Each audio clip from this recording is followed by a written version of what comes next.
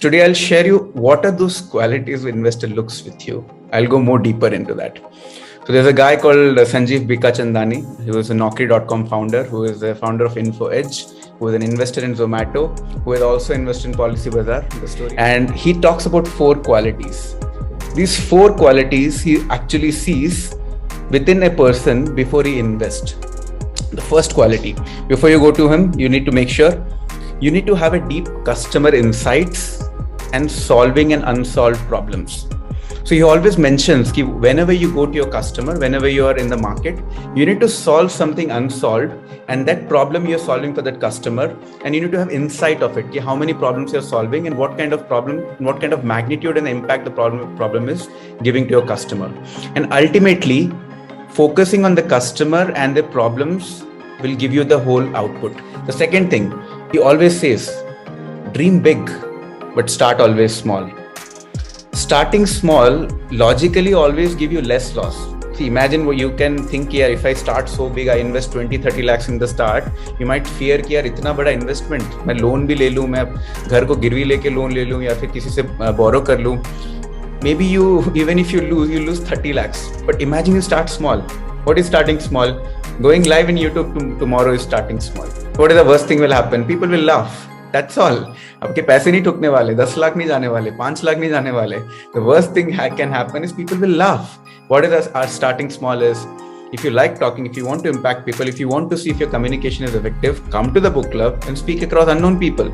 Starting small, what do you lose? Nothing. You're not even losing even single penny. Think about it. So that is what he says. Wherever you are, start small, but dream big, because that will keep you in the game for a longer period of time. The third quality, customer money is more important than investor money. I repeat, this is the most powerful statement I heard with him. Customers' money is more important than investors' money. Before you go to any investor, if customer is paying your products and services, and the customer is availing your services regularly, no investor will say no to you. That is the key. And that is what he looks for. Customer money is always most important than an investor money. The fourth one, can that person persist for a longer period of time? I think these are one of the best thing I heard with him, because he tells before he invests, he wants to see whether that person has handled rejections or not. Can he stay in the game for a longer period of time? Why should I invest 20 billion or maybe even $1 million, $20 million, $20,000 if I can't have faith that person will stay in that thing for a longer period of time? And that is where the persistence comes. Imagine, see, all these qualities, what I'm telling to you, it will help you in a corporate career as well. Any career you are, if you want to see your manager to have faith in you, you just see whether you have this kind of qualities. Are you customer centric? Are you solving problems which is not solved? And can you persist for a particular problem and ultimately get it done?